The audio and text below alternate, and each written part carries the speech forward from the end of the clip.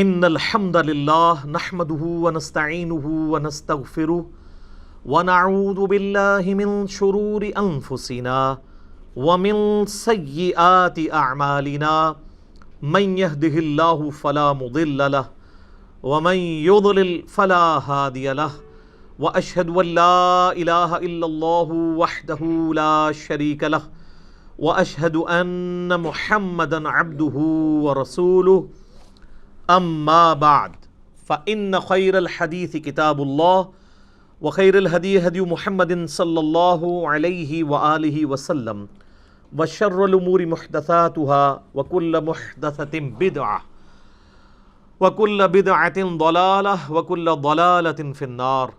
اعوذ باللہ السمیع العلیم من الشیطان الرجیم من ہمزہ ونفخہ ونفثہ بسم اللہ الرحمن الرحیم۔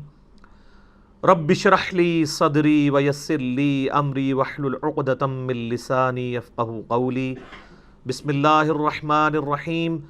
ان اللہ وملائکتہ یصلون علی النبی یا ایہا الذین آمنوا صلوا علیہ وسلموا تسلیما۔ اللہم صل علی محمد وعلی آل محمد کما صلیت علی ابراہیم وعلی آل ابراہیم انک حمید مجید۔ اللہم بارک علی محمد وعلی آل محمد کما بارکت علی ابراہیم وعلی آل ابراہیم انک حمید مجید۔ اللہم ربنا آتنا فی الدنیا حسنۃ وفی الآخرۃ حسنۃ وقنا عذاب النار۔ لا الہ الا انت سبحانک انی کنت من الظالمین۔ حسبنا اللہ ونعم الوکیل۔ یا حی یا قیوم برحمتک استغیث ولا حول ولا قوة الا باللہ العلی العظیم۔ ربنا آتنا من لدنک رحمۃ وہیئ لنا من امرنا رشدا۔ آمین ثم آمین۔ الحمدللہ آج 3 نومبر 2019 کو سنڈے کے دن بمطابق 5 ربیع الاول 1441 ہجری میں ہماری قرآن کلاس نمبر 3 انشاءاللہ ہوگی، جس میں ہم انشاءاللہ قرآن حکیم کے تعارف کے اعتبار سے جو میں نے علمی پوائنٹس آج تک ڈسکس کیے ہیں، یعنی 20 پچھلی 2 کلاسوں کے اندر، اس سے آگے ہم انشاءاللہ اس کو لے کے چلیں گے، علمی پوائنٹ نمبر 21 سے آن ورڈ۔ علمی پوائنٹ نمبر 21 وہ ہے میرے بھائیوں، قرآن حکیم عربی ادب کی جس کیٹیگری میں فال کرتا ہے اسے ہم کہتے ہیں خطبے کا سٹائل۔ قرآن حکیم اس طرح کی کتاب نہیں ہے جیسا کہ آپ کوئی بھی دنیاوی رائٹر آپ دیکھیں گے، جب کتاب لکھتا ہے تو وہ چیپٹرز بناتا ہے، ایک مقدمہ لکھتا ہے، پھر آگے ایک ترتیب کے ساتھ چیزوں کو مختلف چیپٹرز کے اندر ایڈریس کرتا ہے، جیسے ونس اپون اے ٹائم والا سٹائل ہے، اور اس میں ایک ربط پایا جاتا ہے۔ اس طرح کا ربط قرآن حکیم میں نہیں پایا جاتا جہاں تک چیپٹرز کی ترتیب کا تعلق ہے۔ البتہ چونکہ قرآن حکیم کا جو سٹائل ہے وہ ایک یونیک سٹائل ہے، اور اسے عربی میں آپ سمجھ سکتے ہیں کہ خطبے کا سٹائل ہے۔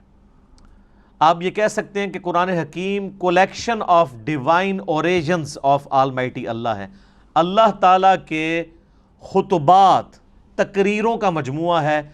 ہر صورت ایک کمپلیٹ تقریر ہے، چاہے وہ مختلف اوقات میں نازل ہوئی، لیکن اگر آپ اس خطبے کو پورے کی پوری صورت کو ایز اے خطبہ دیکھیں گے تو آپ کو اس میں ایک مرکزی ٹاپک نظر آئے گا۔ جیسے ہمارے خطبہ حضرات بھی، چاہے وہ مذہبی لیڈرز ہوں یا پولیٹیکل لیڈرز ہوں، جب بھی تقریر کرتے ہیں تو ان کا ایک مرکزی ٹاپک ہوتا ہے، اس ٹاپک کے ارد گرد ساری گفتگو چلتی ہے۔ اس ٹاپک کو جب سٹارٹ کرتے ہیں تو ایک تمہید ہوتی ہے، اس کے بعد پھر کچھ مثالیں بھی ادھر ادھر کی بیان کی جاتی ہیں تاکہ جو خطیب ہے وہ اپنے مخاطب کو اپنی طرف اٹریکٹ کر سکے حالات حاضرہ کے پوائنٹ آف ویو سے۔ اور پھر جب خطبہ کنکلوڈ ہونے لگتا ہے تو جو سب سے زیادہ مرکزی ٹاپک ہے اس کو دوبارہ سے ایڈریس کیا جاتا ہے، کیونکہ بات کنکلوڈ ہو رہی ہوتی ہے۔ چونکہ قرآن حکیم اللہ تعالیٰ کے خطبات کا مجموعہ ہے، 114 خطبے ہیں، 114 صورتیں جو ہیں، اس کو ذہن میں رکھ کے قرآن حکیم کو پڑھیں گے تو پھر آپ کو بات سمجھ آئے گی کہ یہ سٹائل کیوں ہے۔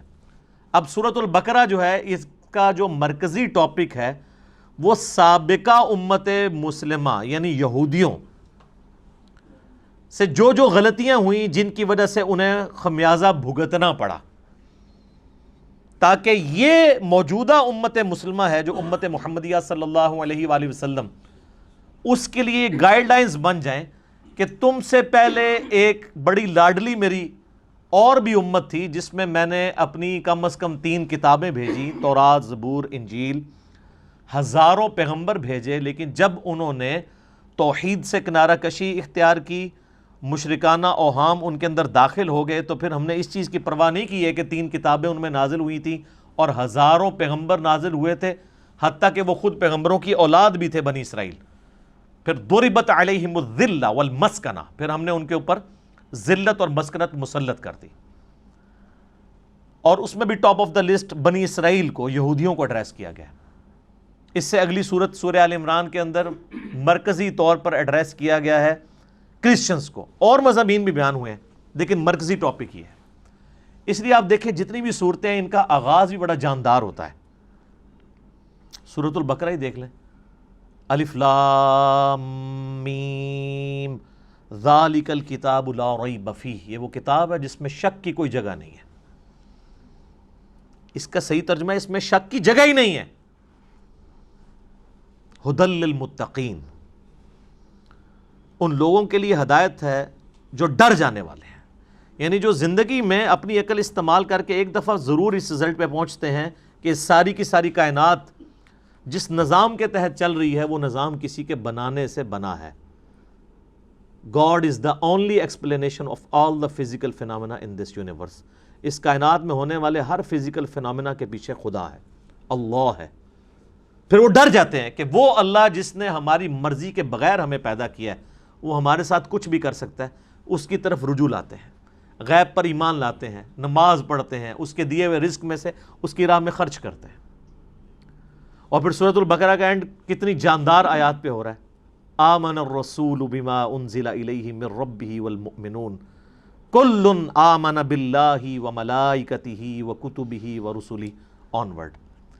اسی طریقے سے آپ ساری صورتوں کو دیکھیں تو ان کا سٹارٹ اور اینڈ بڑا جاندار ہے، اور پھر بیچ میں آپ کو مثالیں بھی بیان کی جائیں گی، واقعات بھی بیان کیے جائیں گے تاکہ بوریت نہ آئے۔ اور یہ قرآن حکیم کی میرے بھائیوں وہ خصوصیت ہے، قرآن بور نہیں ہونے دیتا۔ یہ نہیں ہے کہ اب سورۃ البقرہ شروع ہوئی ہے تو صرف یہودی ایڈریس ہو رہے ہوں گے یا ان کی کوئی ایک چیز خاص ایڈریس ہو رہی ہوگی، نہیں، اس میں کچھ مثالیں بھی بیان ہوں گی، کچھ واقعات بھی بیان ہو جائیں گے اس سے پہلے کے، پھر اس کے بعد ایک کنکلوژن نکالا جائے گا، پھر گائیڈ لائنز ہوں گی، یونیورسل ٹروتھ آئیں گے۔ 7 یونیورسل ٹروتھ سورہ بقرہ میں آئے ہیں، بنی اسرائیل کے واقعات کو اللہ تعالیٰ نے ایڈریس کر کے ہر واقعے کے بعد ایک یونیورسل ٹروتھ بیان کیا ہے کہ یہ میرا رول ہے، جو یہ کرے گا چاہے وہ جو کوئی بھی ہو اس کے ساتھ یہ ہو جائے گا۔ اس لیے قرآن حکیم میں انسان کا انٹرسٹ لوز نہیں ہوتا، بشرطے کہ قرآن پڑھتے ہوئے آپ کو یہ بات سمجھ آئے کہ قرآن کس سٹائل میں لکھا گیا ہے، کس سٹائل میں نازل ہوا ہے۔ مولانا مودودی رحمہ اللہ تعالیٰ نے جو تفہیم القرآن کا مقدمہ لکھا ہے نا، وہ مقدمہ ہی اسی کے اوپر ہے کہ ہمارے عام نوجوان بڑے شوق سے قرآن ترجمے والا لے کے بیٹھتے بھی ہیں، تب بھی ان کو کئی ایک باتیں، ان کو قرآن میں ایک تو ربط نظر نہیں آتا، کیونکہ ہم تو ان کتابوں کے عادی ہیں نا جو انسانوں کی لکھی ہوئی کتابیں ہیں، وہ تو ایک سیکوینس سے چل رہی ہوتی ہیں، ان کا سٹائل ڈیفرنٹ ہوتا ہے، وہ بکش سٹائل ہوتا ہے۔ قرآن کا سٹائل بکش نہیں ہے، قرآن کا سٹائل جو ہے وہ ہے خطبے کا، ایڈریس کرتا ہے آپ کو۔ اسی لیے مولا علی رضی اللہ تعالیٰ عنہ علیہ السلام کا قول ہے کہ جب میں نے اللہ سے گفتگو کرنی ہوتی ہے تو میں نماز پڑھتا ہوں، اور جب میری خواہش ہوتی ہے کہ میرا اللہ مجھ سے گفتگو کرے تو میں قرآن پڑھتا ہوں۔ آپ قرآن کو کبھی ترجمہ اکیلے بیٹھ کے سنیں تو آپ کو لگے گا کہ اللہ آپ سے مخاطب ہو رہا ہے۔ یہ والی کوالٹی کسی الہامی کتاب میں نہیں تھی، باقی کتابیں سلیبس کی فارم میں تھی، اس لیے ہم کہتے ہیں یہ قرآن کتاب اللہ بھی ہے اور کلام اللہ بھی ہے، اور اسی لیے اللہ کی صفت بھی ہے۔ یہ آپ کو ایڈریس کرتی ہے، بندہ ہل جاتا ہے۔ آپ کو پتہ ہے یہ صوت القرآن چینل 1992 میں جب ایکس پرائم منسٹر پہلی دفعہ پرائم منسٹر بنے تھے تو اس وقت انہوں نے یہ صوت القرآن چینل شروع کیا تھا جو ریڈیو کے اوپر چلتا ہے. کبھی امام کعبہ کی آواز میں عربک اور پھر فتح محمد جلندری صاحب کا ترجمہ, مراج الدین خان کی آواز میں ایک چلتا ہے. وہ لگتا ہے کہ آپ کے اندر ہی گھس جائے گا. وہ بندہ پریزنٹ کرتا ہے قرآن کے ترجمے کو. پھر بولنے کا سٹائل کہ مخاطب کے دل میں اتر جائے وہ بات. تو آپ کو وہ ترجمہ سن کے اپنی زبان میں, جن لوگوں کو عربی نہیں آتی ان کو بھی فیل ہوتا ہے کہ واقعی اللہ مجھ سے گفتگو کر رہا ہے. خطبے کا سٹائل ہے. تو مودودی صاحب نے اس مقدمے میں لکھا کہ ہمارے نوجوان لے کے بیٹھتے بھی ہیں, تب بعد میں پریشان ہو جاتے ہیں کہ یار یہ عجیب بے ربط آیات ہیں, کبھی کوئی بات شروع ہو جاتی ہے, کبھی کوئی بات شروع ہو جاتی ہے. لیکن جس بندے کو اسٹائل کا پتہ ہے نا, اس کو قرآن حکیم کی ہر آیت کا دوسری کے ساتھ ربط بھی نظر آئے گا. وہ ربط آپ ایک دفعہ اس چیز کو ڈسکور کر لیں تو آپ کو بھی ٹیسٹ فیل ہوگا. آپ پتہ اس وقت انگلینڈ کے اندر ایک, اب نیو مسلم تو نہیں ان کو کہنا چاہیے, اب ان کو 10 سال سے زیادہ ہو چکے ہیں, مسلمان ہوئے, عبد الرحیم گرین. اس وقت ٹاپ آپ سمجھ لیں سپیکرز میں سے ہیں مسلمانوں کے. انگلش میں وہ ان کے مختلف ٹاپکس پہ لیکچرز ہیں. انہوں نے اپنا اسلام لانے کا واقعہ بھی بیان کیا ہے ایک آڈیٹوریم میں خطاب کرتے ہوئے. اس میں ایک بات انہوں نے بڑی زبردست کی, باقی آپ یوٹیوب پہ دیکھ سکتے ہیں.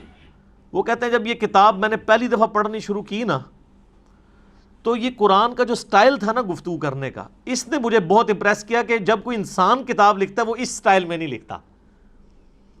وہ کہتا ہے میں قرآن کے سٹائل سے امپریس ہوا ہوں کہ یہ گفتگو اس طرح کرتا ہے اور اس کانفیڈنس کے ساتھ گفتگو کرتا ہے کہ یہ کریٹر آف دا یونیورس ہی گفتگو اس طریقے سے کر سکتا ہے.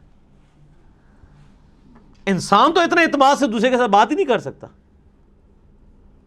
اس میں جو کانفیڈنس ہے کتاب کے اندر, پھر اس کتاب کا جو سٹائل ہے وہ بتاتا ہے کہ یہ انسان کی لکھی ہوئی کتاب نہیں, کیونکہ انسان جب بھی کتاب لکھتا ہے نا ایک خاص سیکوینس کے تحت لکھ رہا ہوتا ہے,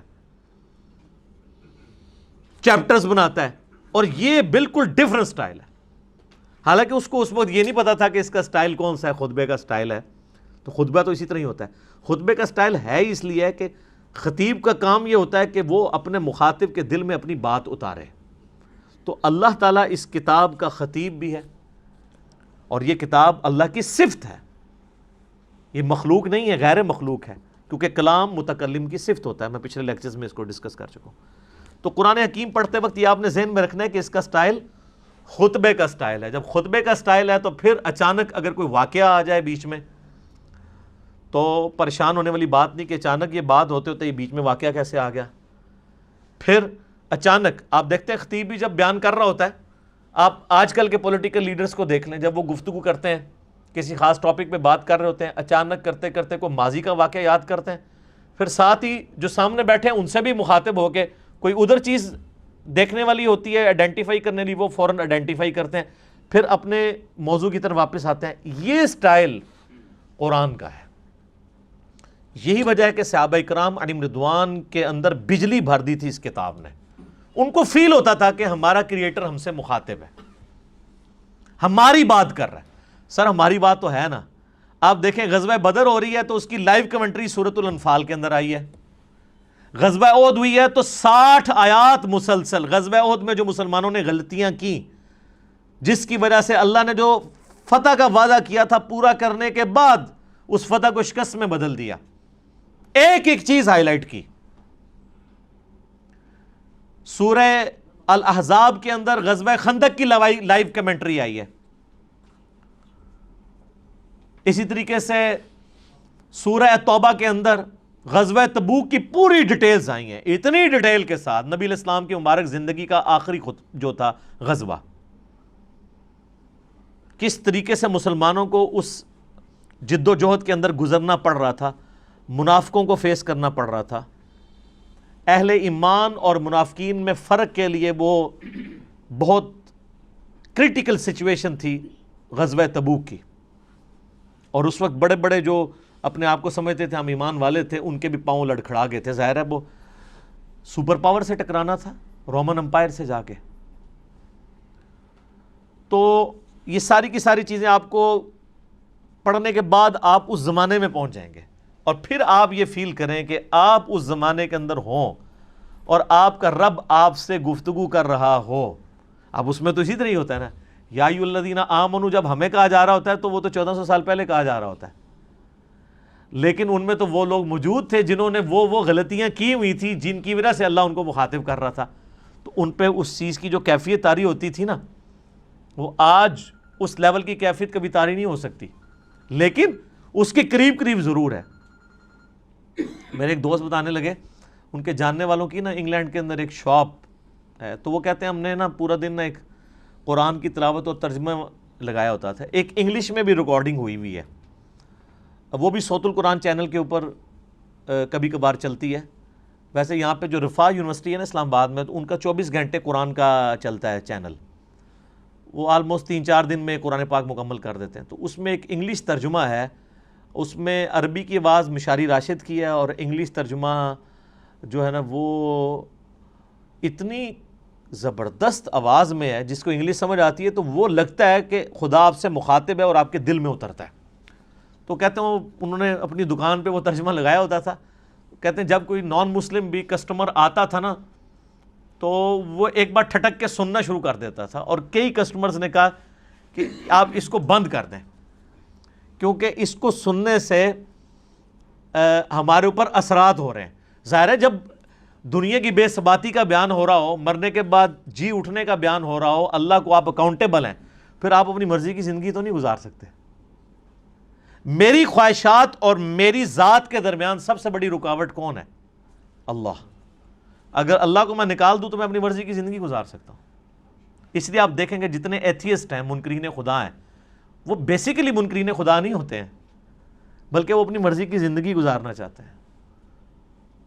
اس لیے پھر اس کے لیے پہلی شرط یہ ہے کہ خدا کو بیچ میں سے نکال دیں، ورنہ یہ تو ہر وقت لٹکتی ہوئی تلوار ہے خدا کا کانسیپٹ، کہ آپ اکاؤنٹیبل ہیں کسی کو، آپ کی جواب دہی ہونے والی ہے مرنے کے بعد۔ تو یہ قرآن حکیم کا خطبے کا سٹائل ہے، یہ قرآن پڑھتے وقت یہ چیز ذہن نشین ہونی چاہیے۔ علمی پوائنٹ نمبر 22 وہ ہے میرے بھائیوں، قرآن حکیم کا جو ایک ڈیوائن میوزک ہے، اس کے اندر ملکوتی غنا ہے، جو ایک آپ شاعری تو اسے نہیں کہہ سکتے، لیکن ہم وزن ہے آیات۔ الرحمن علم القرآن خلق الانسان علمہ البیان۔ آپ دیکھتے ہیں یہ ایک جتنی بھی نہیں ہے، لیکن ان میں ایک ڈیوائن میوزک، ملکوتی غنا، ایک صوتی آہنگ پایا جاتا ہے۔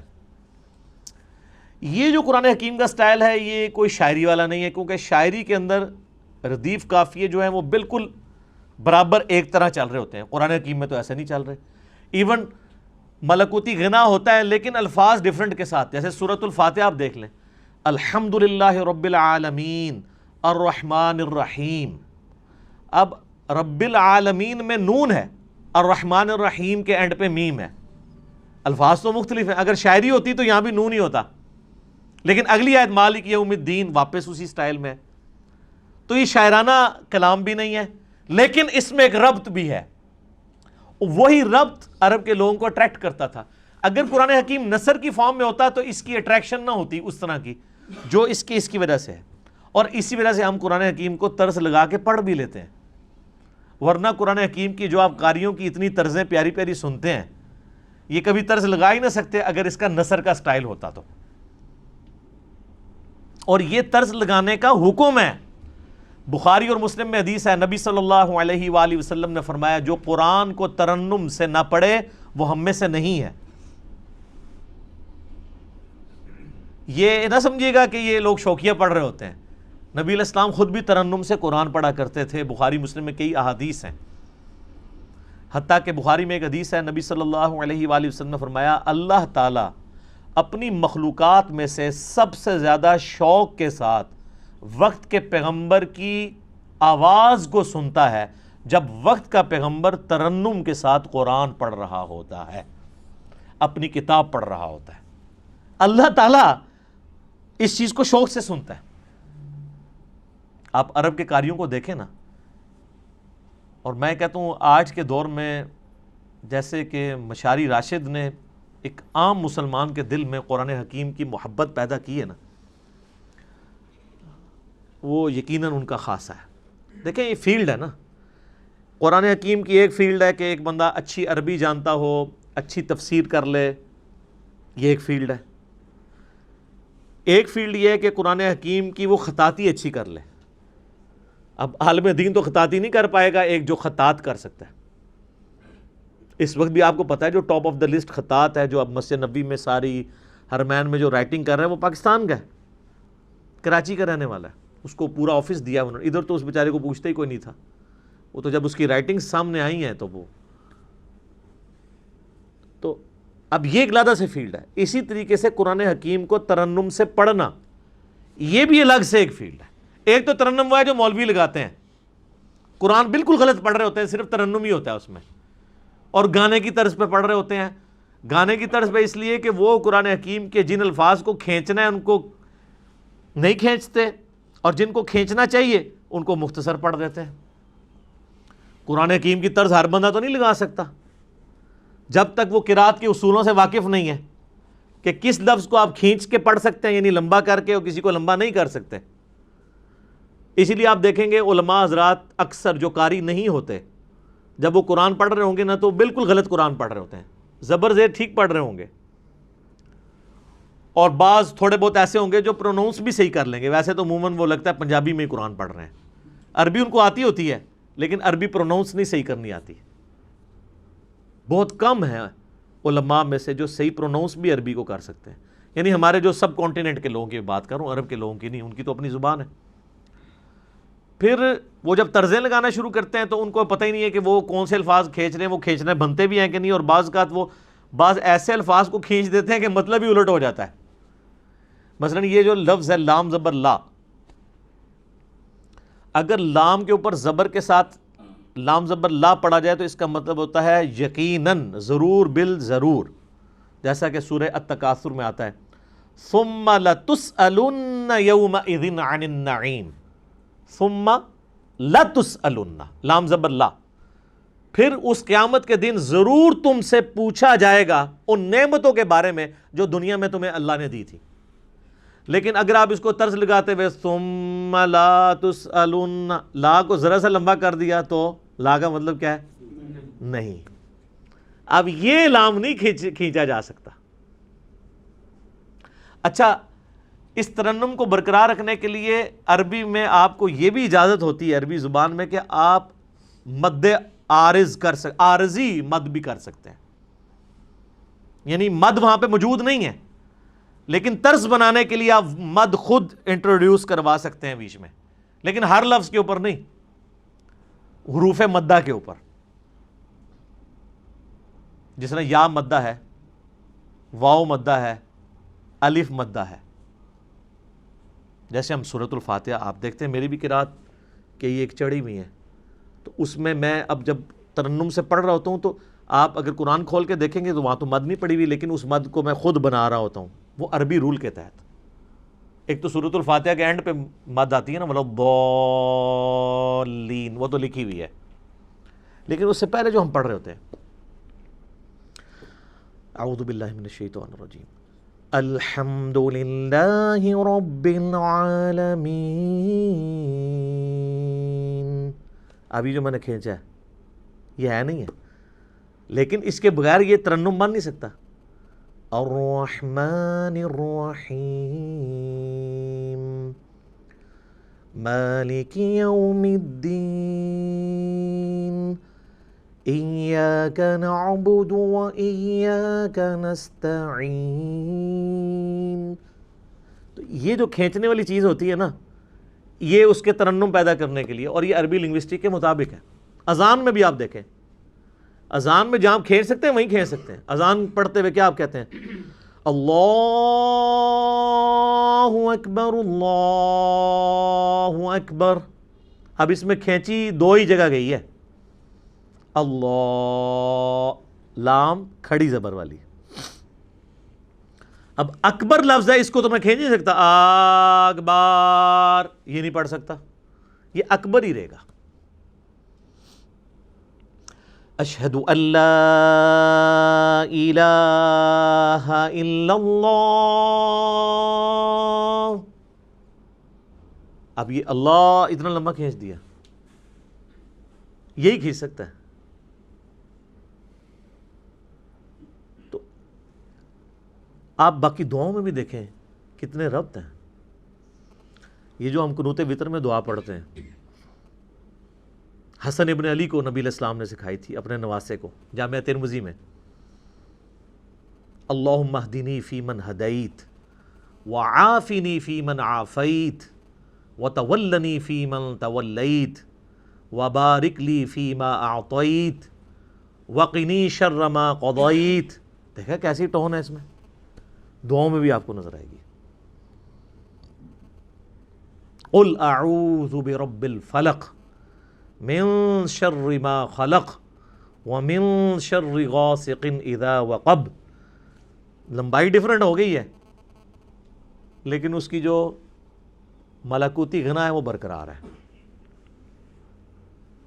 اصل بعض صورتیں ایسی ہیں جن میں جو شاہکار ہیں عربی لنگوسٹک کا، سورہ مریم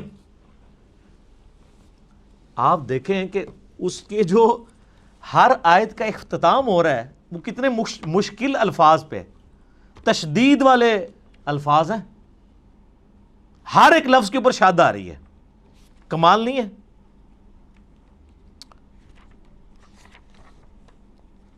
پارہ نمبر 16 کے اندر جا کے آتی ہے نا سورہ مریم. اعوذ باللہ من الشیطان الرجیم. آپ دیکھیں پہلے تو حروف مقطعات ہیں، اس کے بعد ذکر رحمت ربک عبدہ زکریا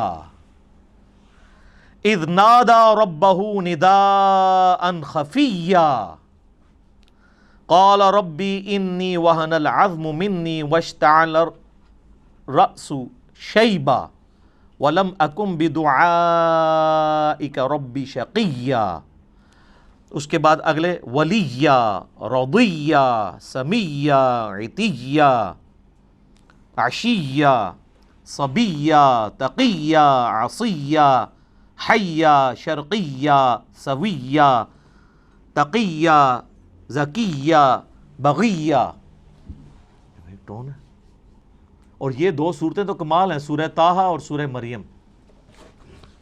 طٰہٰ ما انزلنا علیک القرآن لتشقى الا تذکرۃ لمن یخشی.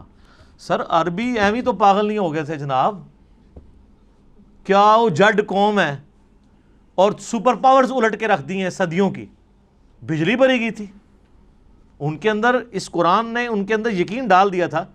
وہ تو یعنی جتنے لوگ اپنی زندگی سے محبت کرتے ہیں اتنی وہ اپنی موت سے محبت کرتے تھے. اور جب اس لیول کی کوئی آرمی ہو اس کے آگے کون ٹھہر سکتا ہے؟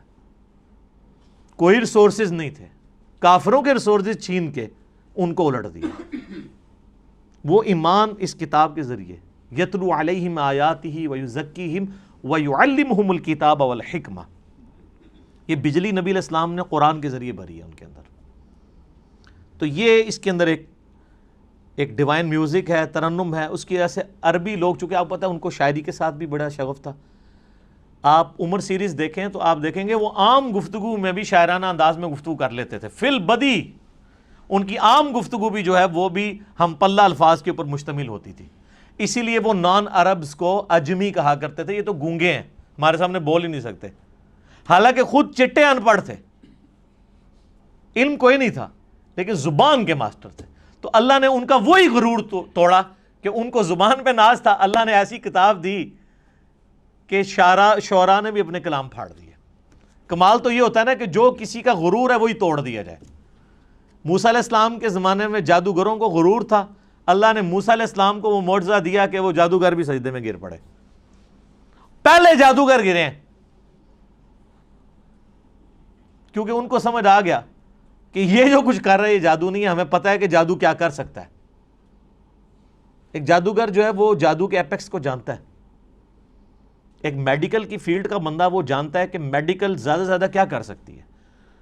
آج آپ کسی ڈاکٹر سے کہیں، اب تو یہ چیز تو ایوالو ہو چکی ہے نا کہ ہڈی کو جوڑنے کے لیے ایک ٹائم درکار ہے. انسان کی ہڈی، وہ ٹائم اس کو چاہیے، وہ بانڈ بنے گا، پلسٹر کرتے ہیں جب ٹوٹ جائے.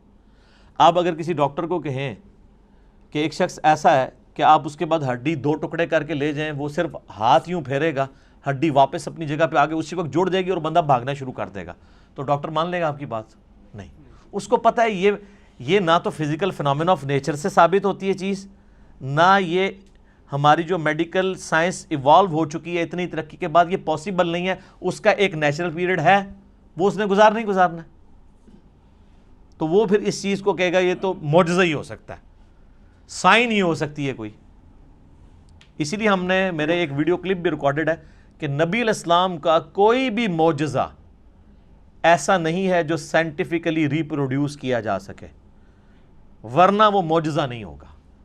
نبی علیہ السلام سے جو غیر معمولی معجزات, حسی معجزات, یعنی انگلیوں میں سے پانی کے چشمے جاری ہونا جو بخاری مسلم میں آتا ہے, صحیح بخاری میں آتا ہے ایک صحابی کی پنڈلی کی ہڈی ٹوٹ گئی, آپ نے ہاتھ پھیرا تو اسی ٹائم ٹھیک ہو گیا. یہ وہ چیزیں ہیں کہ جو قیامت تک سائنٹیفکلی کبھی پاسبل نہیں ہوگی کہ کوئی انسان کر کے دکھا سکے. یہ چیز, یہ وہ فزیکل فنامنا آف نیچر کا ٹوٹنا ہے, یہ پاسبل نہیں ہوگا. کبھی یہ پاسبل نہیں ہوگا کہ کوئی پلانٹ کنگڈم کو اینیمل کنگڈم میں بدل دے. حضرت موسیٰ علیہ السلام عصا پھینکتے تھے, پلانٹ کنگڈم اینیمل کنگڈم میں اژدہا بن جاتا تھا. مردے کو کوئی زندہ نہیں کر سکتا. حضرت عیسیٰ علیہ السلام کے زمانے میں طب عروج پہ تھا, اللہ تعالیٰ نے ان کا غرور توڑا. ہاں جی بتاؤ, ان کو اپنی میڈیکل کی فیلڈ کے اوپر بڑا ناز تھا. حضرت عیسیٰ علیہ السلام مادر ذات کوڑی اور اندھوں کو اللہ کی اذن سے شفا دے دیتے تھے. جن کے ڈھیلے بھی نہیں ہوتے تھے, مٹی کا ڈھیلا رکھ کے ہاتھ پھیرتے تھے, آنکھیں واپس آ جاتی تھی. سر جس کی آنکھیں کام نہ کرتی ہو اس پہ ہاتھ پھیرنے سے کیا پوری دنیا بھی پھیر دیں تو اس کی بینائی نہیں آتی, اور ایک مٹی کا ڈھیلا ایک بندہ رکھتا ہے اور ہاتھ پھیرتا ہے اور وہ آنکھ بن جاتی ہے.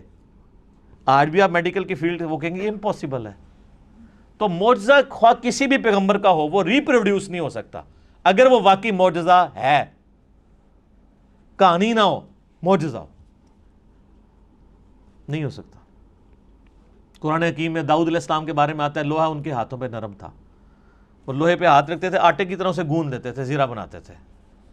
تو آپ سمجھ سکتے ہیں میڈیکلی اب یہ چیز ثابت ہے کہ کم از کم 1500 ڈگری سینٹی گریڈ چاہیے لوہے کو اس فارم میں لانے کے لیے کہ جس میں آپ مولڈ کر سکیں, اور اگر لے آئیں گے تو اس پہ ہاتھ کوئی نہیں لگا سکتا, اور وہ ٹھنڈے لوہے کے اوپر یوں ہاتھ پھیرتے ہیں اور وہ یوں مولڈ ہو جاتا ہے. یہ وہ معجزہ, یہ ریپروڈیوس نہیں کبھی ہو سکے گا. موسیٰ علیہ السلام نے عصا مارا ہے سمندر کے اندر, اسی ٹائم سمندر پھٹ کے دونوں طرف پہاڑوں کی شکل میں قرآن میں آتا ہو گیا اور بیچ میں راستہ بن گیا. سر یہ معجزہ کبھی نہیں کوئی کر کے دکھا سکتا,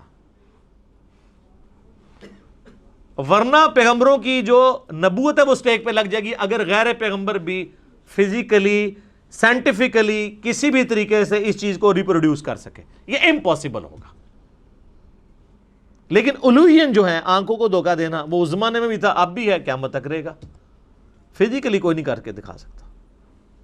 یہ آپ کو جو ڈیوڈ کاپر فیلڈ کے بارے میں ویڈیوز ملتی ہیں, کبھی وہ پانی پہ چل رہا ہے, کبھی دیوار پہ اوپر چڑھ رہا ہے, اس کی میکنگ بھی ساتھ ہی انہوں نے یوٹیوب پہ چڑھا دی ہوئی ہے کہ وہ سارا نظر کا دھوکہ ہوتا ہے. وہ ویڈیو کیمرے کے ذریعے فلمائی ہوتی ہیں ساری چیزیں. وہ جو پانی پہ چل رہا ہوتا ہے تو نیچے انہوں نے وہ شیشے کا بہت بڑا ٹیبل رکھا ہوا ہے, ٹرانسپیرنٹ, جو نظر نہیں آتا, وہ اس کے اوپر چل رہا ہوتا ہے. اس لیے آپ دیکھیں گے وہ پانی پہ چل رہا ہوتا ہے تو نیچے لوگ اس کے نیچے سے یوں تیر رہے بھی ہوتے ہیں, کیونکہ وہ شیشے کے اوپر چل رہا ہوتا ہے. وہ شیشہ اتنا ٹرانسپیرنٹ ہے کہ وہ پانی میں نظر ہی نہیں آتا. وہ جب سائڈ سے دکھاتے ہیں ٹیبل تو پھر نظر آ جاتا ہے.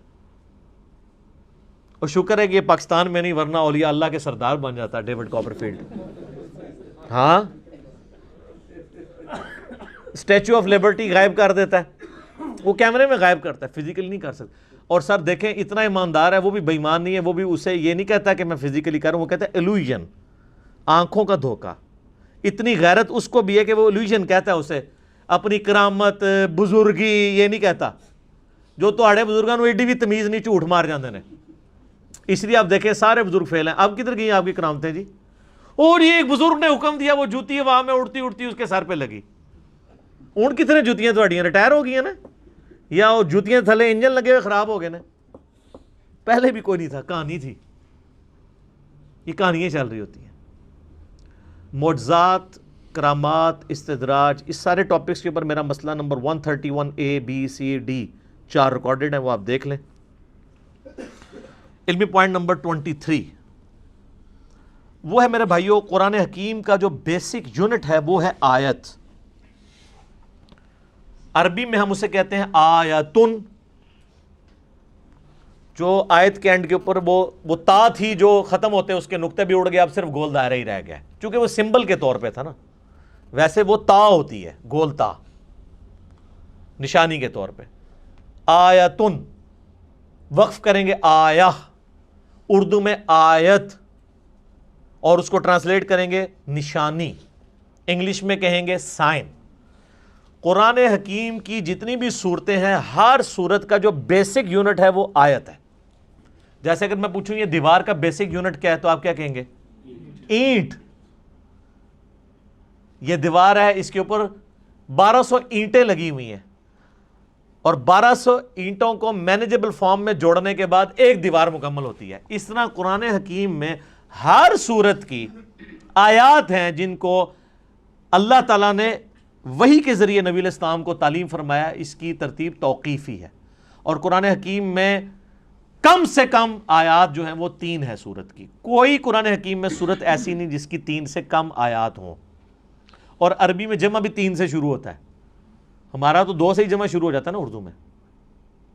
عربی میں واحد ہے, اس کے بعد تثنیہ ہے 2, اور پھر ہے 3 اور 3 سے آنورڈ وہ جمع ہے. رب المشرق والمغرب سنگولر, رب المشارق والمغارب کئی مشرق اور کئی مغرب, اور رب المشرقین اور رب المغربین 2 مشرق اور 2 مغرب. اس کے اوپر بھی میرا کلپ ہے کہ یہ کیا مطلب ہے.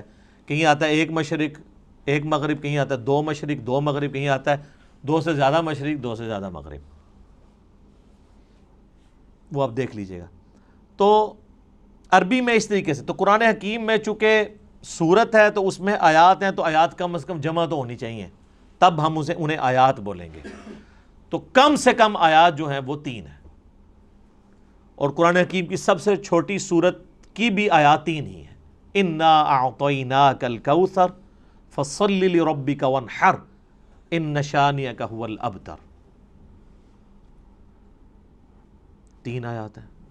اذا جاء نصر اللہ والفتح ورأیت الناس يدخلون فی دین اللہ افواجا فسبح بحمد ربک واستغفرہ انہ کان توابا. واستغفر پہ ہم وقف کرتے ہیں, نہ بھی کرے کنٹینیوس بھی پڑھ سکتے ہیں. یہ 3 آیات ہیں, 3 سے زیادہ ہی ہیں, کم نہیں ہے. اور قرآن حکیم کی سب سے چھوٹی آیت کون سی ہے؟ سورہ الرحمن کی ایک آیت ہے, مدھامتان فبأی آلاء ربکما تکذبان. ایک لفظ کے اوپر پوری آیت ہے. اور قرآن حکیم کی سب سے لمبی آیت آیت دین ہے جو سورۃ البقرہ کے اندر آئی, اور اس کے بعد پھر آیت الکرسی ہے 255 نمبر آیت. اب آیت الکرسی آپ دیکھیں اتنی لمبی ہے, اس کی کئی چھوٹی آیتیں بن سکتی ہیں, اور اس میں ربط بھی ہے. اللہ لا الہ الا هو الحی القیوم لا تأخذہ سنۃ ولا نوم, یہ 2 آیتیں بن سکتی تھی. لہ ما فی السماوات وما فی الارض, تیسری آیت بن سکتی تھی. من ذا الذی یشفع عندہ الا باذنہ یعلم ما بین ایدیہم وما خلفہم ولا یحیطون بشیء من علمہ الا بما شاء وسع کرسیہ السماوات والارض ولا یؤودہ حفظہما وہو العلی العظیم. اتنی لمبی یہ آیت ہے, اس کے ٹکڑے ہو سکتے تھے. یہ پوری کی پوری ایک آیت ہے. یہ ہمیں کس نے بتایا؟ نبی صلی اللہ علیہ وآلہ وسلم نے. اور نبی علیہ السلام کو اللہ تعالیٰ نے وحی کے ذریعے یہ بات بتائی ہے. لہٰذا قرآن حکیم کی جو آیات ہیں یہ بھی وحی کے ذریعے بتائی گئی ہیں کہ یہ آیت ہے, یہ آیت ہے, یہ آیت اتنی لمبی ہے, یہ چھوٹی ہے. بعض اوقات آپ دیکھیں گے کہ آیات, آپ وہ 2 آیتیں دیکھیں تو وہ ایک آیت بھی بن سکتی تھی, لیکن اسے سپلٹ کر کے 2 آیات بنایا گیا. حروف مقطعات ہی آپ دیکھیں, کئی جگہ حروف مقطعات کی پوری آیت بنتی ہے, اور کئی جگہ وہ ایک آیت کے ساتھ جز کے طور پہ ہوتی ہے. اب یہ صحابہ کرام نے اجتہاد سے نہیں کیا یا کسی کاتب کی مرضی سے نہیں ہوا, بلکہ یہ اللہ تعالیٰ نے وحی کے ذریعے اپنے محبوب صلی اللہ علیہ وآلہ وسلم کو تعلیم فرمایا. اور ساتھ یہ بھی یاد رکھیے گا کہ آیات کی دو اقسام ہیں قرآن حکیم میں. ایک آیات وہ ہیں جو محکمات ہیں اور دوسری ہیں جو متشابہات ہیں. سورہ آل عمران کی 7 نمبر آیت ہے جس میں اللہ تعالیٰ نے خود یہ بیان فرمایا کہ ہم نے جو آپ کی طرف قرآن نازل کیا ہے اس کی آیات دو قسم کی ہیں. ایک تو محکمات ہیں اور وہ کتاب کی جڑ ہے. محکمات کیا؟ جن میں حکم نازل ہوئے ہیں. جیسے حکم ہے کہ ایک اللہ کو ایک مانو، پیغمبروں پر ایمان لاؤ، کتابوں پر لاؤ، فرشتوں پہ لاؤ، آخرت پر لاؤ ایمان، نماز قائم کرو، زنا سے بچو، چوری سے بچو، ماں باپ کے ساتھ حسن سلوک کرو. جتنے اللہ کے احکامات ہیں یہ محکم آیات ہیں. اور قرآن نے کہا کہ یہ ام الکتاب ہے، کتاب کی ماں ہے، جڑ ہے. اور پھر کہا گیا دوسری جو قسم ہے وہ ہے متشابہات. سورہ آل عمران آیت نمبر 7. میں ٹائم بچانے کے لیے عربی اس کی اسکپ کر رہا ہوں، ڈائریکٹ اردو میں بات کر رہا ہوں. اور کہا گیا وہ متشابہات جو ہیں ان کی جو تاویل ہے وہ صرف اللہ کے علم میں ہے، اور اہل ایمان صرف ان پر ایمان لاتے ہیں اور اس کی تاویل کو اللہ کے سپرد کرتے ہیں، اور پھر اللہ سے یہ دعا کرتے ہیں کہ جو کچھ اس کتاب میں نازل ہوا ہم اس پر ایمان لاتے ہیں. اور پھر وہ کہتے ہیں ربنا لا تزغ قلوبنا بعد اذ ہدیتنا وہب لنا من لدنک رحمہ انک انت الوہاب آمین. اے رب ہمارے دلوں کو ٹیڑھا مت کرنا بعد اس کے کہ تو نے ہمیں ہدایت عطا فرمائی، اور ہمیں اپنے پاس سے رحمت عطا فرما، اے عطا فرمانے والے. تو متشابہات کی وہ تفصیل میں نہیں پڑھتے، اور قرآن میں کہا گیا انہی آیات میں کہ جو ان متشابہات کے پیچھے پڑھتے ہیں ان کے دل ٹیڑھے ہو چکے ہیں، کیونکہ ان کا سلوشن ہمارے پاس موجود نہیں ہے. یہ نہ سمجھیے گا کہ ان کا مطلب ہی کوئی نہیں پتا کسی کو. صرف متشابہ عربی میں کہتے ہیں ریزیمبلنس والی چیزیں. مثلا جنت کے بارے میں جتنی باتیں ہیں یہ متشابہات ہیں کہ جنت میں نعمتیں ملیں گی، حوروں کا کنسیپٹ ہے. اب دنیا میں اس کی مثال آپ من و ان تو پیش نہیں کر سکتے، دنیاوی عورتیں تو اس کی مثال نہیں ہو سکتی، لیکن دنیاوی عورتوں کو اللہ تعالیٰ نے ایک ریزیمبلنس کے طور پر دنیا میں ماڈل کے طور پہ پیش کیا ہے کہ بس جس طرح یہ ہے ایسے ہی حوریں بھی ہوں گی.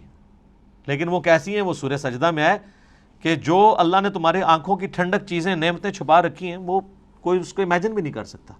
بخاری مسلم میں ہے کہ نہ کسی کے دل میں ان کا کھٹکا بھی گزرا ہے کبھی، نہ کسی آنکھ نے دیکھی، نہ کان نے سنی، نہ کسی کے دل پہ کھٹکا گزرا جو اللہ نے جنت میں نعمتیں تیار کر رکھی ہیں، لیکن اس کی مثالیں بیان کی جاتی ہیں. اسی طریقے سے کہا گیا شہید زندہ ہے لیکن تمہیں شعور نہیں ہے. کہہ دیا نا بھئی زندہ کیسے ہے؟ مرا ہوا ہے، اٹھ نہیں سکتا، قبر سے باہر نہیں نکل سکتا. یہ متشابہ آیات ہے کہ وہ آخرت کی زندگی ہے، اس پہ دنیا کے رولز اپلائی نہیں ہوتے. اچھا قرآن بار بار کہہ رہے ہیں کہ تمہیں شعور نہیں ہے. ہمارے مسلمانوں نے جس چیز سے منع کیا تھا شعور نہیں ہے، انہوں نے الٹا شعور بنایا اور کہا جی زندہ ہے تو زندہ سے تو ہم مانگ بھی سکتے ہیں، تو اسی لیے ہم جا کے مردوں سے مانگتے ہیں. تو اس پہ پھر میں ہی پھکی دیتا ہوں کہ یہ زندہ بندے میرے پاس بیٹھے ہوئے ہیں 70-80 کے قریب، میں کسی سے بھی پانی مانگوں مجھے دے دے گا. آپ ذرا اپنے والے زندہ سے ذرا مانگو نا کہ چلو قبر کے اندر سے کوئی ہاتھ باہر نکال کے بتا دے. اگر آپ یہی رول لگا رہے ہو پھر آپ کو ماننا پڑے گا کہ یہ زندگی اور وہ زندگی اور. اس زندگی میں سانس کی ضرورت ہے، کھانے پینے کی ضرورت ہے اور رفع حاجت کرنے کی ضرورت ہے. اس زندگی میں ان چیزوں کی ضرورت نہیں ہے. تو جب شعور ہی نہیں، متشابہات ہیں اس کے پیچھے پڑے ہوئے ہیں. اور بخاری مسلم میں حدیث ہے تم دیکھو جب کوئی شخص قرآن کی متشابہ آیات کے پیچھے پڑا ہوا ہے تو جان لو یہ وہی بدبخت اور گمراہ شخص ہے جس کے بارے میں قرآن میں اللہ نے کہا ہے کہ ان کے دل ٹیڑھے ہو چکے ہیں. اور اہل ایمان کی نشانی ہے ربنا لا تزغ قلوبنا بعد اذ ہدیتنا. تو یہ متشابہات اور محکمات پہ بھی میرا ایک کلپ ریکارڈڈ موجود ہے جس میں میں نے ڈیٹیل کے ساتھ اس کے اوپر ڈسکشن کی تھی. علمی پوائنٹ نمبر 24 وہ ہے میرے بھائیوں قرآن حکیم کی آیات مل کر ایک مکمل صورت بناتی ہیں، جس کا کچھ حصہ میں پہلے ڈسکس کر چکا کہ قرآن حکیم میں کم از کم 3 آیات والی ایک صورت ہے. سورۃ الکوثر، سورۃ النصر اور بھی سورۃ العصر میں بھی 3 آیات ہیں، کم سے کم 3، زیادہ سے زیادہ سب سے زیادہ سورۃ البقرہ میں 286. تو آیات مل کے مکمل صورت بناتی ہیں. بیسک یونٹ آیت اور اس کا مکمل جب خطبہ ہوتا ہے تو وہ صورت. علمی پوائنٹ نمبر 25 وہ ہے میرے بھائیو، قرآن حکیم میں کل 114 صورتیں ہیں جن کی ترتیب توقیفی ہے۔ نبی علیہ السلام نے بتایا ہے کہ پہلی سورت الفاتحہ ہے، دوسری سورت البقرہ ہے، تیسری سورہ آل عمران ہے، چوتھی سورہ نساء ہے، پانچویں سورت المائدہ ہے، چھٹی جو ہے وہ سورت الانعام ہے، آنورڈ کرتے کرتے 12 نمبر سورت الاخلاص ہے، 113 سورت الفلق ہے اور 114 سورت الناس ہے۔ یہ ساری کی ساری ترتیب اس کی صورتوں کی یہ توقیفی ہے، نبی علیہ السلام کے بتانے پر موقوف ہے اور وہ وحی کے ذریعے بتائی گئی ہے۔ اور بخاری مسلم میں آتا ہے، صحابہ اکرام کہتے ہیں نبی علیہ السلام کے ساتھ حضرت جبرائیل دورہ قرآن کیا کرتے تھے۔ صحابہ نے نہیں دیکھا، نبی علیہ السلام کے بتانے پہ، کہ نبی علیہ السلام نے بتایا کہ جبرائیل علیہ السلام میرے ساتھ ہر سال آ کے جو ہے وہ دورہ قرآن، جتنا قرآن نازل ہوتا تھا اس کو رپیٹ کرواتے تھے، اور جس سال آپ کی وفات ہوئی اس سال 2 دفعہ رپیٹ کیا رمضان میں، اور اسی سے آپ علیہ السلام کو پتہ چل گیا کہ اب اگلے سال میں زندہ نہیں رہوں گا۔ تو نبی علیہ السلام نے اس کی ترتیب کو بھی انشور کیا ہے، وہی ترتیب جو لوح محفوظ میں ہے، جو ہمارے پاس مصحف میں ہے۔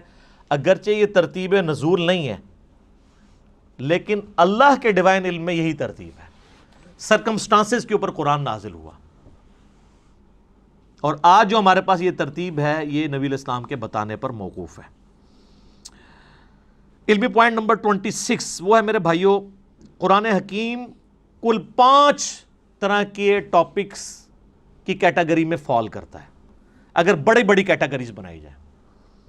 اس کے اوپر پوری ایک کتاب لکھی ہے شاہ ولی اللہ دہلوی نے، الفوز الکبیر فی اصول التفسیر، اللہ کا بہت بڑا کرم، کامیابی اللہ کی طرف سے اصول تفسیر کے اوپر۔ اس میں انہوں نے یہ دعویٰ کیا ہے کہ اللہ تعالیٰ نے مجھ پہ یہ حقیقت کھولی ہے کہ قرآن حکیم کی آیات 5 طرح کی کیٹیگریز میں فال کرتی ہے۔ اب یہ اس طرح کی قرآن حکیم میں کئی ایک انویشنز ہیں جو ہمارے پرانے بزرگوں نے نہیں کی ہیں، آج کل کے لوگوں نے کی ہیں۔ جیسا کہ آپ دیکھ رہے ہیں کہ میں نے بتایا بھی تھا کہ قرآن حکیم میں جو سورۃ الحدید ہے وہ جس نمبر کے اوپر آ رہی ہے اٹامک نمبر بھی وہی ہے۔ اب اس پرانے زمانے میں تو اٹامک نمبر نہیں ہوا کرتے تھے، یہ ہر آنے والے زمانے میں، یہ حروف ابجد کے اوپر میرا ایک کلپ دیکھ لیں، اس میں نے ڈیٹیل سے یہ بتائی، تو یہ چیزیں آپ کو نظر آئیں گی۔ وہ ہر زمانے میں جو بندہ قرآن پہ محنت کرے گا اس کے اوپر ٹروتھ ریویل ہوگا۔ قرآن حکیم میں آیات جوڑوں کی شکل میں نازل ہوئیں صورتیں، پرانے بزرگوں سے آپ کو اس طرح کی چیزیں نہیں ملیں گی۔ لیکن یہ حمید الدین فراہی رحمہ اللہ تعالیٰ، جو ڈاکٹر اسرار صاحب کے آپ سمجھ لیں دادا استاد تھے، انہوں نے پہلی دفعہ یہ ٹروتھ ریویل کیا کہ قرآن حکیم کی ہر صورت کا کوئی نہ کوئی جوڑا ہے۔ کچھ تو ہمیں پتہ ہی ہے، سورۃ الفلق، سورہ جو ہے وہ سورہ ناس، یہ مطلب جوڑا ہے دونوں کا، لیکن جو بیچ میں کی صورتیں انہوں نے پھر بتایا کہ واقعی وہ جوڑے ہیں، جیسے مرد و عورت کا جوڑا ہوتا ہے اس طرح ریسیپروکل پایا جاتا ہے صورتوں کے اندر۔ سورہ بقرہ اور سورہ آل عمران بھی جوڑا ہے، ایک یہودیوں کو ایڈریس کرتی ہے، دوسری عیسائیوں کو ایڈریس کرتی ہے۔ تو اس طرح کئی ایک صورتیں جو جوڑوں کی فارم میں، یہ ٹروتھ بال میں ریویل ہوا ہے۔ بل یہ الفوز الکبیر فی اصول تفسیر کا اردو ترجمہ بھی آ چکے، آپ پڑھیں۔ 5 کیٹیگریز انہوں نے بیان کی ہیں۔ نمبر 1 علم الاحکام، یعنی قرآن حکیم کی آیات احکام سے ریلیٹڈ ہوں گی، نماز، روزہ، حج، زکوٰۃ، عقائد، یہ ساری چیزیں علم الاحکام میں آتی ہیں۔ نمبر 2 علم المخاصمہ، مخاصمہ کہتے ہیں جھگڑا کرنے کو، علمی جھگڑا، یعنی جو منکرین خدا ہیں یا جیوز اور کرسچنز ہیں، ان کے جو لیم ایکسکیوزز ہیں ان کے علمی جوابات دیے گئے ہیں، تو یا آیات اس کے اوپر مشتمل ہوں گی۔ نمبر 3 التذکیر بالموت، موت کو یاد کروا کے کہ تمہیں مر کے کسی کے پاس پہنچنا ہے اور آخرت کی زندگی میں دنیا کی زندگی کا جواب دینا ہے، اس کو کہتے ہیں التذکیر بالموت، نصیحت کرنا موت کو یاد کروا کے۔ اس کے اوپر آیات، اب یہ تو قرآن پاک میں بڑا مین ٹاپک ہے۔ قرآن حکیم کے اگر 2 مین ٹاپک دیکھے جائیں تو عقیدہ توحید اور دوسرا ہے دنیا کی بے ثباتی، دنیا سے بے رغبتی۔ چوتھی کیٹیگری انہوں نے کہا التذکیر بآلاء اللہ، اللہ کی قدرت کی بڑی بڑی نشانیوں کے ذریعے اللہ اپنا تعارف کرواتا ہے.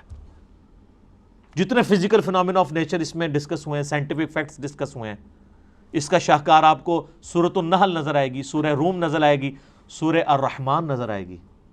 اس میں تو یہ لفظ بھی آ گیا ہے فَبِأَيِّ آلَاءِ رَبِّكُمَا تُكَذِّبَانِ، جس کا ترجمہ اکثر مولویوں نے غلط کیا ہوا ہے. تم اپنے رب کی کون کون سی نعمتوں کو جھٹلاؤ گے؟ حالانکہ نعمت خود عربی کا لفظ ہے. مودودی صاحب نے اس کا ترجمہ صحیح کیا ہے، تم اپنے رب کی قدرت کی کون کون سی نشانیوں کو جھٹلاؤ گے، کیونکہ دوزخ کی آیات کے بعد بھی پھر یہ آیت ریپیٹ ہوتی ہے. تو دوزخ کیا نعمت ہے؟ وہ ترجمہ کرنے والے کو بھی نہیں سمجھ آئی. تو اعلیٰ کا مطلب ہوتا ہے قدرت کی بڑی بڑی نشانی. تو دوزخ اللہ کی قدرت کی نشانی تو ہے، جس طرح جنت ہے. تو مودودی صاحب ہر دفعہ جب آیت آتی ہے نا، یہ والی آیت، تو اس کے سیاق و سباق کے اعتبار سے اس کا ترجمہ کرتے ہیں، کیونکہ عربی بڑی ورسٹائل زبان ہے. عربی میں ایک لفظ اگر سیاق و سباق میں آپ مختلف جگہ بیان کریں گے تو وہ اپنا وہ والا مطلب بیان کرے گا. اگر میں آپ کو کہوں مسجد الحرام اور کہوں ولد الحرام، زمین آسمان کا فرق ہے. حرام دونوں جگہ ہی موجود ہے. مسجد حرام جس کی حرمت ہے، عزت ہے، اور ایک وہ حرام ہے جو ہم حرام کہتے ہیں، زنا حرام، چوری حرام. اب یہ حرام اور ہے. آپ کے حساب سے تو اس کا نام مسجد حلال ہونا چاہیے تھا، حلال مسجد. تو اڈی مسجد ادھر منہ کر کے نماز پڑھ دو تو نہ ہی حرام ہے، لیکن حرام عربی والا ہے. حرمت کی جگہ جہاں پہ آپ اللہ کی حدود کو توڑیں گے تو وہ بڑا جرم ہوگا ایز کمپیئر ٹو اور جگہوں کے. اس کی حرمت اللہ نے رکھی ہے، عزت رکھی ہے، لفظ ایک ہی ہے، لیکن دونوں جگہ مختلف معنی دے رہا ہے. تو اس طرح فَبِأَيِّ آلَاءِ رَبِّكُمَا تُكَذِّبَانِ کا ترجمہ بھی مختلف جگہ مختلف آئے گا. اور پانچویں کیٹیگری ہے التذکیر بأیام اللہ، اللہ تعالیٰ کے فیصلوں کے بڑے بڑے جو دن ہیں ان کے ذریعے ڈر سنانا. اور یہ بھی قرآن پاک کا بڑا مین مضمون ہے. اگلی انبیاء کی جو امتیں ان کا ذکر کر کے اللہ تعالیٰ نے پھر فیصلہ سنا. اچھا، یہ سارے الفاظ قرآن میں موجود ہیں. فَذَكِّرْهُمْ بِأَيَّامِ اللَّهِ، یہ اللہ تعالیٰ نے حضرت موسیٰ علیہ السلام کو کہا کہ اپنی امت کو ڈراؤ اللہ کے بڑے دنوں سے. بڑا دن کون سا؟ جس میں بڑا فیصلہ ہوا. 10 محرم کا دن بڑا دن تھا جس میں یہ فیصلہ ہوا کہ فرعون کو ڈبویا جائے گا اور بنی اسرائیل کو نجات دی جائے گی اس کے ظلم سے. بخاری مسلم میں آتا ہے نا کہ یہودی اس دن روزہ رکھتے تھے کہ فرعون کو ڈبویا گیا. پھر نبی علیہ السلام نے امت کو حکم دیا کہ تم 9 اور 10 دو روزے رکھو. اس پہ ڈیٹیل میرا کلپ موجود ہے، آج میں اس کی طرف نہیں جاتا. قوم عاد جس دن ہلاک ہوئی وہ اللہ کی قدرت کی یعنی آپ ایگزیکیوشن کا ایک بہت بڑا دن ہے. ہماری امت میں فتح مکہ کا دن ایام اللہ میں سے ہے. غزوہ بدر کا دن ایام اللہ ہے، اللہ کے فیصلے کا دن ہے. اللہ نے کہا، یہ کہتے تھے نا فرقان ہوگا، یہ ابو جہل نے کہا تھا کہ یہ حق اور باطل میں فرق کرنے والا دن ہوگا. اللہ نے کہا تم نے فرقان بولا تھا، لے پھر میں اس دن کو فرقان بنا دیتا ہوں کہ نہتے مسلمانوں سے تم لیس ہوئے کافروں کو، جنگجو کافروں کو مرواؤں گا. غیبی مدد کے ساتھ ہوا نا. تو یہ اللہ کی قدرت کے بڑے بڑے دن یہ اگلی امتوں میں بھی گزرے ہیں. قوم سمود، قوم عاد، قوم نوح کی تباہی کے دن ایام اللہ تھے. تو یہ 5 کیٹیگریز بنی. اب آپ قرآن کی کوئی آیت نکالیں، میں کوئی آیت بھی پڑھوں، آپ خود مجھے بتا دیں گے کہ یہ فلاں کیٹیگری میں فال کرتی ہے. اگر میں کہوں ان اللہ وملائکتہ یصلون علی النبی یا ایھا الذین آمنوا صلوا علیہ وسلموا تسلیما اللہم صلی علی محمد وعلی آل محمد، یہ آیت کس کیٹیگری میں فال کرتی ہے؟ تو آپ کہیں گے یہ علم الاحکام والی کیٹیگری میں فال کرتی ہے، کیونکہ اس میں حکم آیا دروشی پڑھنے کا. تو آپ یہ خود ڈیفائن کر سکتے ہیں. کوئی بھی آیت آپ کنسیڈر کریں گے آپ فوراً پہنچ جائیں گے یار یہ آیت فلاں کیٹیگری میں فال کرے گی. افلا یعلم اذا بعثر ما فی القبور وحصل ما فی الصدور. کتنا ان آیات کے اندر زور ہے. یہ التذکیر بالموت ہے کہ مرنے کے پاس تمہیں بعد اپنے رب کے حضور پیش ہونا ہے. اس کیٹیگری میں فال کرتی ہے. اور اسی طریقے سے آپ سورہ رحمان شروع کریں, اللہ کی قدرت کی نشانیاں. سورۃ النحل میں اللہ تعالیٰ نے کہا ہم نے شہد کی مکھی کے اوپر بھی یہ وحی کی ہے اور اس کو ہم نے راستے دکھائے ہیں کہ پھولوں کا رس چوس اور یہ سب کچھ. اس طرح کی جتنی چیزیں ہیں. سورۃ البقرہ میں آیا آسمان سے بارش کا برسنا, زمین سے سبزے کا نکلنا. یہ آیات جتنی ہیں کس کیٹیگری میں فال کرتی ہیں؟ التذکیر بآلاء اللہ, اللہ کی قدرت کی بڑی بڑی نشانی ہے. اور اس طریقے سے سورہ المائدہ کے اندر, سورہ نساء کے اندر, سورۃ البقرہ کے اندر اللہ تعالیٰ جو کرسچنز کو, جوز کو جواب دیتا ہے. سورہ مائدہ میں اللہ تعالیٰ فرماتا ہے نا کہ عیسیٰ کی مثال تو اللہ کے ہاں آدم کی سی ہے. آدم کو تو تم بھی اللہ کا بندہ ہی مانتے ہو, حالانکہ اس کی تو نہ ماں تھی نہ باپ. عیسیٰ کا باپ نہیں تھا تو اس کو تم نے خدا بنا لیا. جس کی ماں بھی نہیں تھی, باپ بھی نہیں تھا, اس کو تو تم بھی بندہ مان رہے ہو. اب یہ مخاصمہ کیا نا, جھگڑا کیا علمی, جس کو میں اینٹی وینم پھکی والی بات کرتا ہوں, الزامی جواب. یہ علم المخاصمہ ہے. ٹھیک ہوگا جی. ابھی 26 پوائنٹ ہوئے ہیں جی, 14 ابھی بھی باقی ہیں. تو ہو سکتا ہے کہ چوتھا 5واں لیکچر بھی اس پہ ہو. اب ہمارا ٹائم پورا ہو چکا ہے. اللہ تعالیٰ سے دعا ہے جو حق بات میں نے کہی اللہ تعالیٰ ہمارے دلوں میں راسخ فرمائے. اگر جذبات میں میرے منہ سے کوئی غلط بات نکل گئی تو اللہ تعالیٰ ہمیں معاف کر دے, ہمارے دلوں سے محو بھی کر دے. اللہم صلی علی محمد وعلی آل محمد کما صلیت علی ابراہیم وعلی آل ابراہیم انک حمید مجید. اللہم بارک علی محمد وعلی آل محمد کما بارکت علی ابراہیم وعلی آل ابراہیم انک حمید مجید. اللہ تعالیٰ ہمیں اس دعوت حق کو دوسرے بھائیوں تک پہنچانے کی توفیق عطا فرمائے. سبحانک اللہم وبحمدک اشہد ان لا الہ الا انت استغفرک واتوب الیک وما علینا الا البلاغ المبین. جزاکم اللہ خیرا.